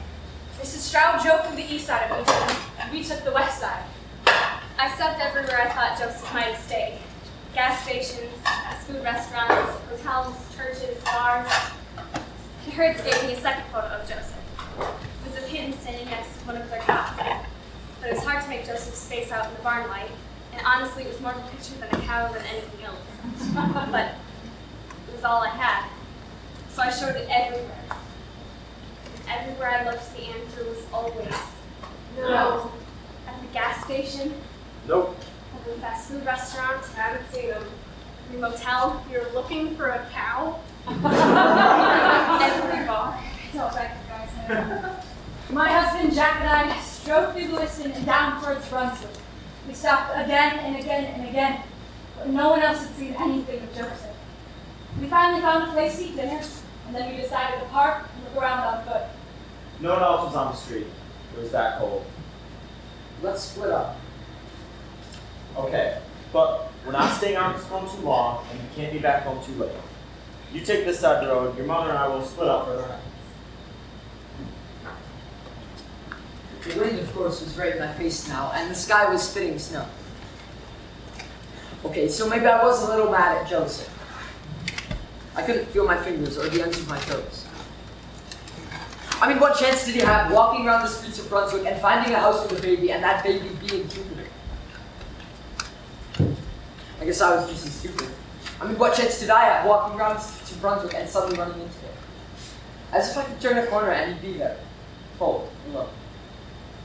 Watching the house where Jupiter is sleeping with her. Joseph always knew where Jupiter was. An ambulance drove by, and a few minutes later, a police stopped. I hoped it wasn't anything to do with Joseph. Ahead of me, a car pulled into a driveway, and kids got out. My mother looked at me and almost said something. I think she might have been scared. It's not what Joseph had to feel. Something to be afraid of? By the time I saw the library, I think my face had frosted. I drove all the way through Lewiston, stopping everywhere with no luck. So I tried to think of what Joseph would have done. If I were Joseph, I probably wouldn't be going into stores. I'd be walking around this neighborhood somewhere, hoping that someone would walk out so I could ask them if a new baby was around. Something like that. He'd make up a story of why he wanted to know. And then I guess just hope someone would tell him. So I rounded a block of houses. And it was then I found my first bit of hope. In a small Baptist church where I walked in and overheard this conversation. Have you seen this boy? Yeah, actually he was here. He was here? Well, I can't say exactly when he got here, but I found him yesterday morning in the teen Sunday school room. Is he still here? Well, I'm afraid not. We had breakfast and we talked. He was pretty hungry since pretty sure all he had to eat were some potato chips he found in the church kitchen. And they'd been there a lot longer than they should have. What did you say to him? Well, we didn't talk for long. I asked him where he was from. He said he was from Portland. He gave me some phone number that he said was his parents, but when I went to call, I just got some real estate agent from Yarmouth on the line. When I came back, he was gone already. How do you know? I'm the principal of the school he attends. His poor family has been searching for him everywhere. He's one of the foster kids. A sad case, really. Were you aware that this boy has been in multiple juvenile detention facilities? In a small church in Lewiston, looking for the same boy I was. The lady that refused to write his letter. Mrs. Canton. Mr. Greenlee, are you aware that you let someone with a criminal record in your church and then just let him go? Well, I didn't know anything about that. But he looked like he needed help, so I Did you just... think about helping yourself? This is a boy who has physically assaulted others on multiple occasions. I don't think this is the right place for someone like him to be. Well, actually, I imagine this must be exactly the right place for a person like him to be. So what's the boy's real name? Joseph Brooke. I'll be praying for Joseph Brooke. If I were you, I would check some of the other public spaces around here. The library, perhaps? That's when I got my other idea. I'd like to think I know Joseph pretty well by now. And if that's true, I know exactly who he's looking for. Jupiter's foster mother lives in Brunswick. She works at the library, and I visited Jupiter at her house before. So if I know Joseph, I know where he's going.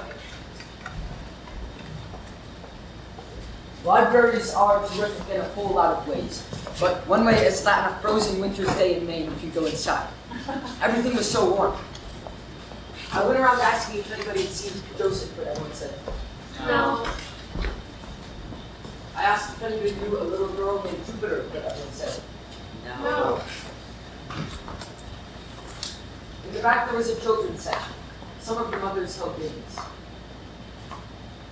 Yeah, I thought you might have been there too. Who are you looking for? Oh, I overheard you asking. What's his name? Joseph. Joseph. What's he doing? He's looking for Jupiter. I mean his daughter. His daughter. Her name is Jupiter.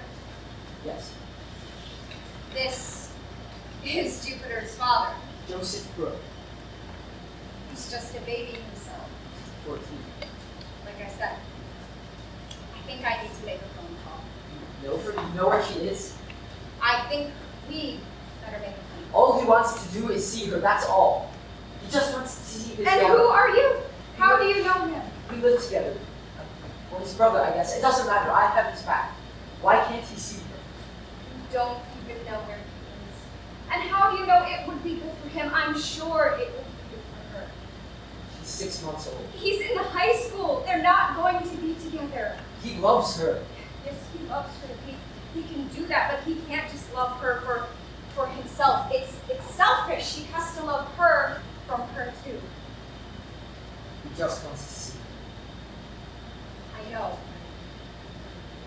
You know her, though. Do you take care of her? If there's anything you can do about it, please. You can tell Joseph that Jupiter is doing fine. Tell him that she's growing and she's happy and she's ready for family. Permanent family. Tell him that he and his father need to let her go. I guess that's quite a lot to put on his own. Take care of her. Please. Tell him that she's beautiful. Better than beautiful. Tell him that I will take care of her and that she will find a family who loves her. We'll tell Jupiter that Joseph tried to find her. He tried really hard, okay? And he loves her. He loves her a lot, even if she doesn't know him. What kind of love is that?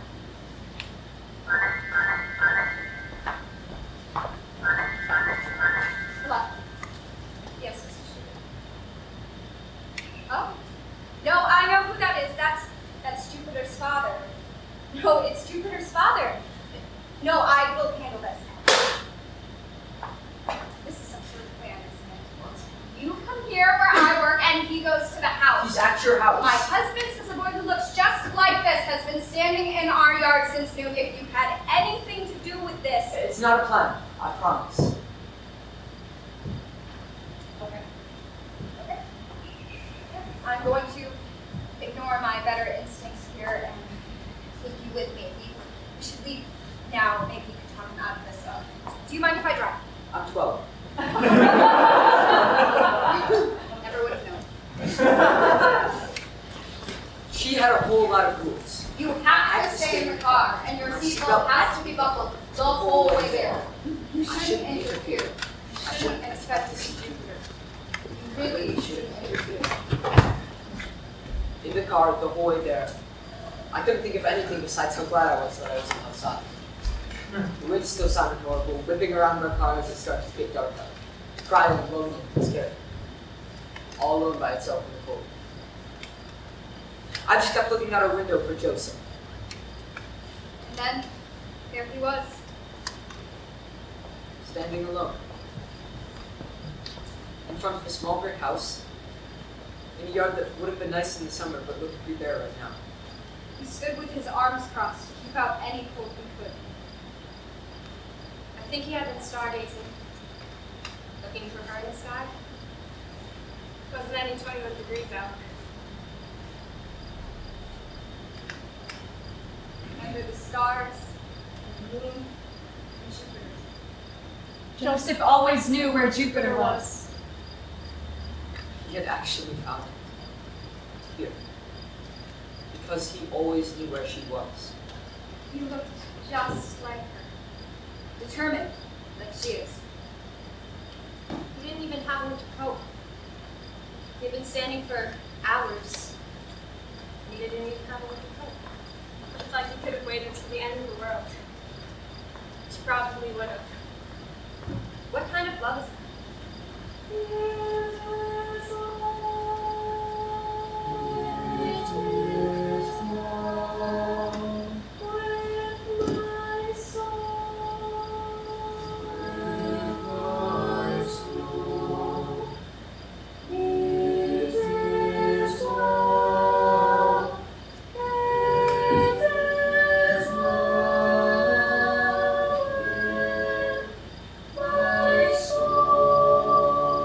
She handed him a picture of Jupiter. Jupiter. Jupiter. And she told him all about her. How she was growing up. How she had the funniest personality. How she was beginning to look just like him. And Joseph just stood there, still without his winter coat, and listened about how a girl, his girl, was growing up. Joseph is the best that we can do for now. Jupiter. I'm sorry you can't see her, Joseph. I really am. I'm her father. I'll tell her all about you. I'll write to you, I promise. Tell her I will.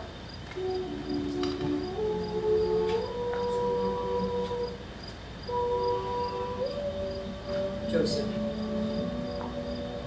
what are you doing here? came looking for you. Look at this. Joseph smiled. Really smiled. What kind of love is that? She's beautiful.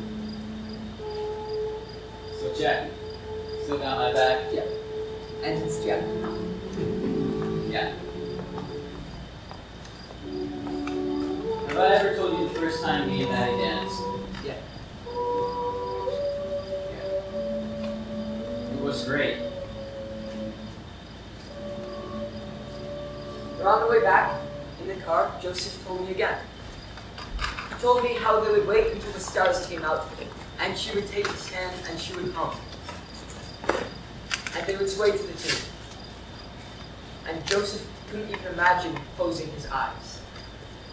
And while he told me, he didn't look away from that picture of Jupiter even once. Mrs. Stroud had a lot to say about Joseph. Violating rules, being mature, understanding boundaries, and what were you thinking anyways? And Joseph and I started walking to school together. Joseph didn't want to hear a whole lot what the bus driver had to say. And when we walked, he would tell me about how he would walk with her. How he knew he loved her because those long miles together felt like nothing. And sometimes he didn't even need to say anything. They just walked together. And sometimes he didn't even need to say anything to me either. And once in a while, we would stop to skate on the lines, and he would tell me about it. How she put her arms out while she skated, and the wind would blow her hair all around her face. And when we skated, we put our arms out just like her. And when we stopped to have snowball fights on the way to the Alliance, he would tell me about how they would have snowball fights. She would hit him as hard as she could with a snowball, which wasn't very loud. But he couldn't hit her. He knew he loved her because he couldn't even imagine making a snowball. But he didn't hit me either. And I know he could have. And before we went to bed every night, he would tell me about the time they danced together. How she would take his hand and she would hum. And they would sway to the tune. Under the stars and the moon and Jupiter, their favorite light. And she would close her eyes, but he couldn't. He didn't want to miss a second. Because he loved her.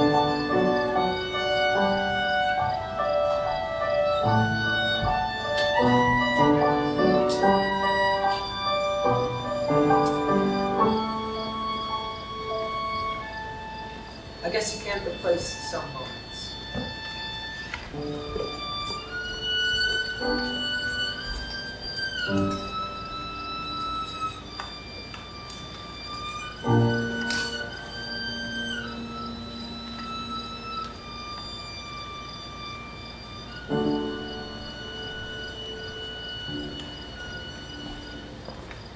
The night stayed cold but the days began to warm. And it was about the time of year when my husband and I would tap our maple trees for syrup. This year, with Joseph's help, we tapped 36 trees on just the first day. These pails are filling quick. What did we ever do without you, Joseph? Think we can put in another 2 dozen tomorrow? No problem. Jupiter would love this. Someday she will. Joseph and I could hardly wait to get home from school every day. We couldn't wait to see if Joseph had gotten any more letters from the librarian. Every week we would hear just a little bit more about Jupiter, how she was growing up.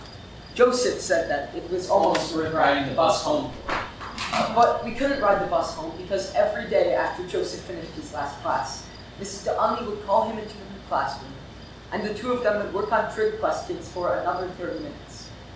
Yep. After class had already ended, Joseph deliberately chose to do more math. Things are really changing for Joseph at school. In PE, Coach Switek had put Joseph in charge of his own squad of kids who wanted to go out to track and field in the spring. Joseph would work with them in the field stuff, long jump, broad jump, even pole vault. And he was so good at it that no one cared that a kid was coaching him.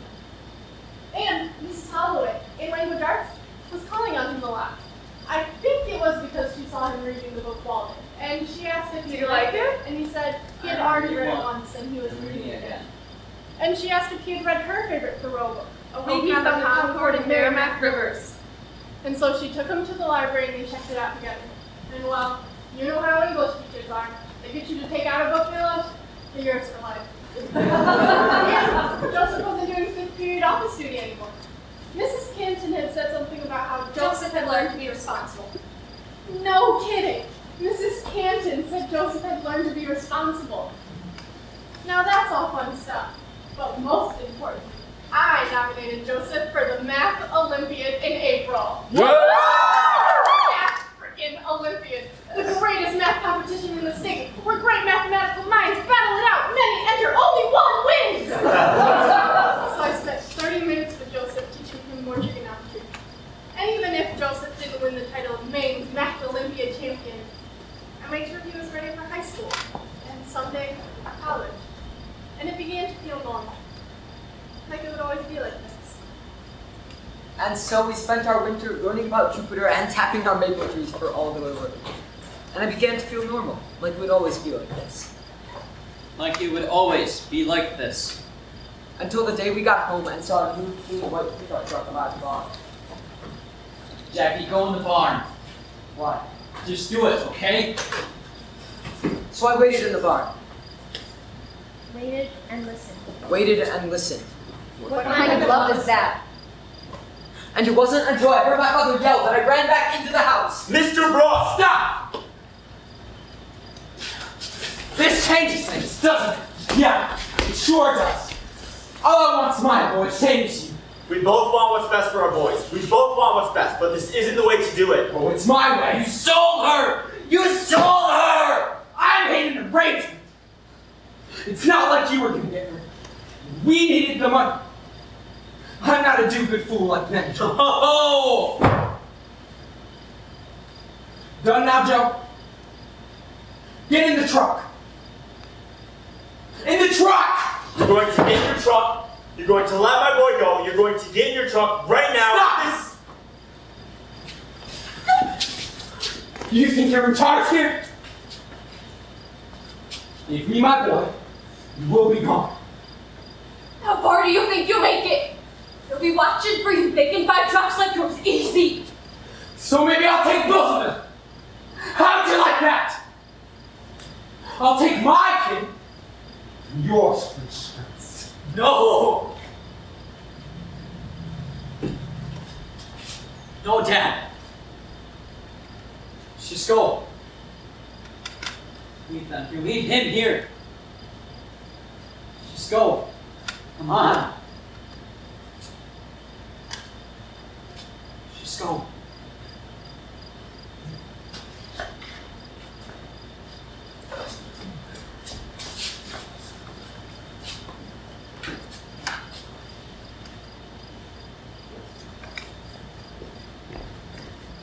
I watched through the window as Joseph left. And slowly, with the stars and the moon and Jupiter, got into the truck and drove away. But not before he looked back one last time just to see.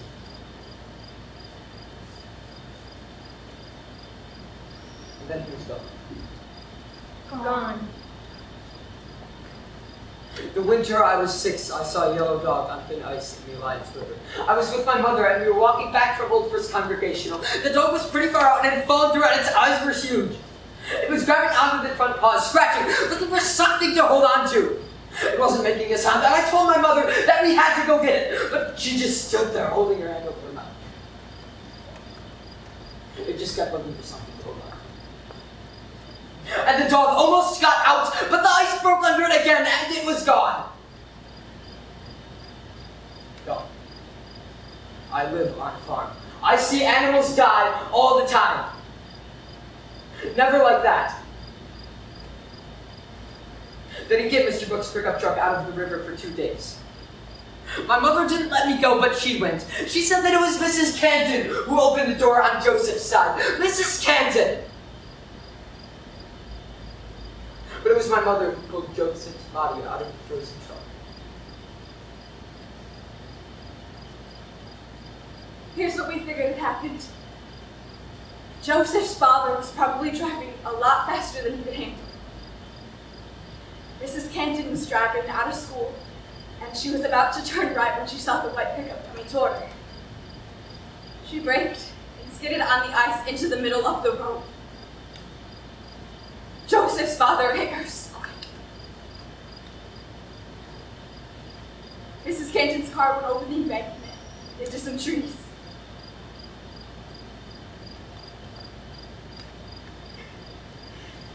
Then he turned in front of Old First Congregational, through the bridge outside, and onto the Alliance Bridge.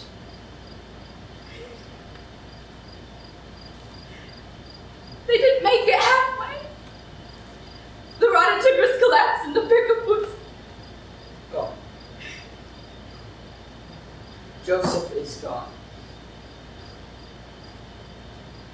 He had something to hold on to. He had Jupiter. He had Maddie.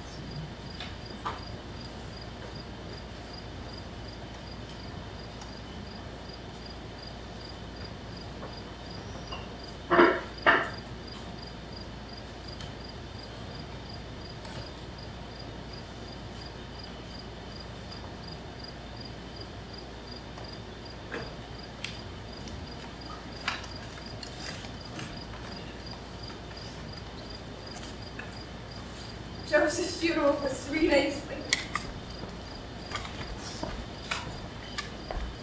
Mrs. Canton was there. Miss Only. My mother and father. Where is there? Reverend Blue and Mrs. Stroud. And that was it. Only 9 people. We met in the prayer chapel because there were so few of us. It was simple. We sang and Reverend Blue read some verses. Joseph would have liked it. Simple.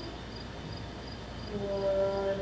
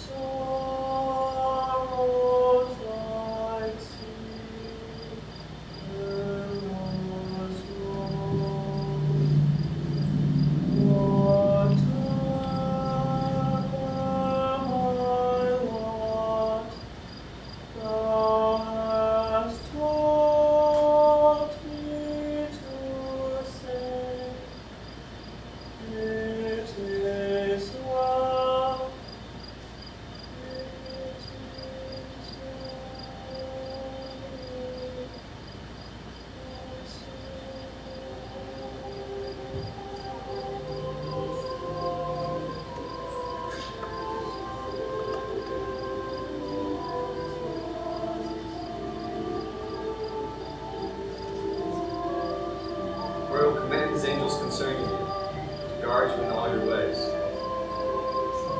They will lift you up in their hands so that you will not strike your foot against a stone. Where the hell were they? Bad things happen. If there were angels, then bad things wouldn't happen. Where the hell were they? Search me, Lord, and you know me. You know when I sit and when I rise. You perceive my thoughts from afar. Before words on my tongue, you will know. I knew Joseph! I knew Joseph! I knew he hated wearing long underwear. I knew he loved hearing the bell at Old First Congregational Ring. I knew he loved the way Rosie moved when he loved her. I know he acted tough because he had to, and I know he loved Maddie. A lot. So much so that he would walk 7 miles there and back just because he had to see her. So much that he couldn't even imagine hitting her with a snowball. So much that he could just watch her skate. I knew that he could take a hit. When Jay Perkins reared his fist back and smashed it into his face, and then Nick Carter covered his mouth and slammed him again and again into the lockers. I knew that he would scream in the middle of the night when no one else was up at the stars. I knew that he would just yell her name like he would do anything to find his daughter. He gives names to all of them. Jupiter. Jupiter. Jupiter. Jupiter! Jupiter! Jupiter! He would do anything for you! Consider your heavens, the works of your fingers, the moon and stars which you have ordained. To him who made the great lights, for his loving kindness is everlasting. The sun to rule by Under the day. stars and the moon and Jupiter. He left that night. Stars. Under the stars and the moon and Jupiter. I watched him get to the truck and drive away. And he just looked at me like he would have done it again in a heartbeat. Without a second thought, he walked across the room and went to die for me. Hath no man than this, that a man lay his life down for his friends. Stop! Stop it! What kind of love is that? Joseph wasn't just my friend. I had his back, and he had mine.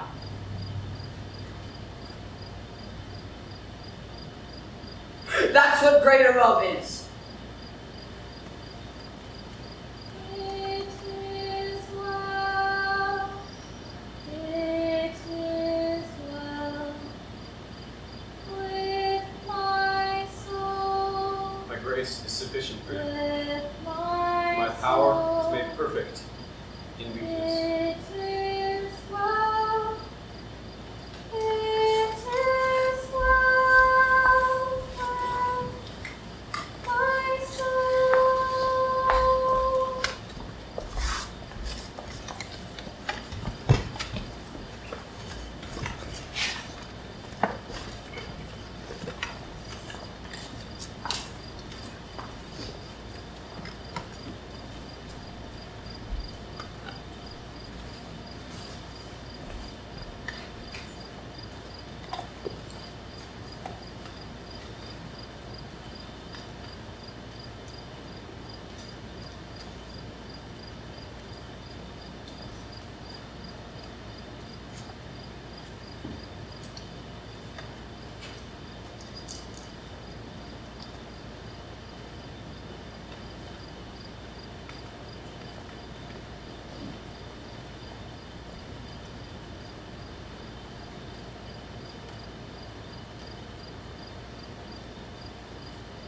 Chapter 9, Jupiter Joyce. It was a Wednesday afternoon, 1 year later, on what would have been Joseph's 16th birthday, when Mrs. Stroud drove up our long dirt driveway. Past the barn and the cows and the fields. Past the pond which had finally gone. Past the apple trees which were just beginning to bloom, and past the bees doing their dances. Up the big hill in front of our garage, and in the backseat of the car was you, Jupiter Joyce. Alright, here she is. Dark eyes, light hair, slightly short of your age than normal, and just about built for everything else. You were smiling the same way you did. Jupiter, this is Jupiter. your brother. Jupiter, his name is Jack. Jupiter. You can call me Jackie. Jupiter. I took your hand and we wound together around the car, then around the yard. We went into the barn and I introduced you to Rosie and Dahlia. Then I showed you the pond where Joseph just escaped, and we sat outside for hours until the stars came. That's what greater love is. Do you know what that star is called? It's Jupiter, like you. Joseph always knew where Jupiter was, among all the other stars. You can see a lot of the stars in the air. When we walked through the woods behind the house, we would look up at the sky and find you. It didn't matter if it was raining or snowing or anything. Joseph always knew you were. Jupiter, I promise I'll always know where